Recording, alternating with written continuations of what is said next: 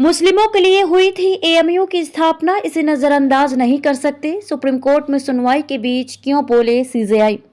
अलीगढ़ मुस्लिम university के अल्पसंख्यक संस्थान के दर्जे पर इन दिनों सुप्रीम कोर्ट में संविधान पीठ सुनवाई कर रही है। सुनवाई के 7वें दिन बुधवार को सुप्रीम कोर्ट ने इस मामले में एक अहम टिप्पणी की है। इसमें कहा गया है कि अलीगढ़ मुस्लिम यूनिवर्सिटी की स्थापना मुस्लिमों के लिए की गई थी। इस तथ्य को नजरअंदाज नहीं किया जा सकता। मुख्य न्यायाधीश जस्टिस डीवाई चंद्रचूड़ की अध्यक्षता में 7 जजों की संविधान पीठ इस मामले में इस तथ्य की कानूनी छानबीन और जांच कर रही है कि संविधान के अनुच्छेद 30 के तहत क्या एएमयू अल्पसंख्यक संस्थान के दर्जे का दावा कर सकता है या नहीं। खंडपीठ में सीजेआई चंद्रचूड़ के अलावा justice Sanjiv Khanna, justice Suryakant, justice JB Pardiwala, justice Dipankar Datta, justice Manoj Mishra और जस्टिस सतीश सी शर्मा शामिल हैं। एएमयू बनाम नरेश अग्रवाल और अन्य के मामले में संविधान पीठ ने सुनवाई के दौरान ये स्पष्ट किया कि एक अल्पसंख्यक संस्थान भी संसद से राष्ट्रीय महत्व की संस्था इंस्टीट्यूट ऑफ नेशनल इम्पोर्टेंस का दर्जा पा सकता है।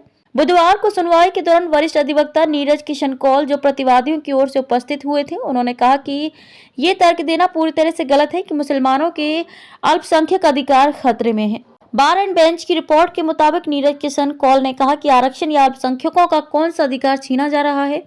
ऐसा क्या किया जा रहा है कि देश के धर्मनिरपेक्ष ढांचे को नुकसान पहुंचाने की बात हो रही है। ऐसा कुछ भी नहीं है, सभी नागरिक समान हैं।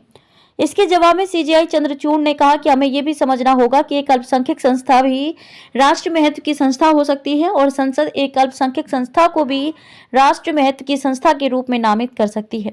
हम इस तथ्य को भी नजरअंदाज नहीं कर सकते हैं कि अलीगढ़ मुस्लिम विश्वविद्यालय की स्थापना मुसलमानों के लिए हुई थी और जब इसे बनाया गया था तो यह बनारस हिंदू विश्वविद्यालय की तर्ज पर था और ये एक मिसाल थी।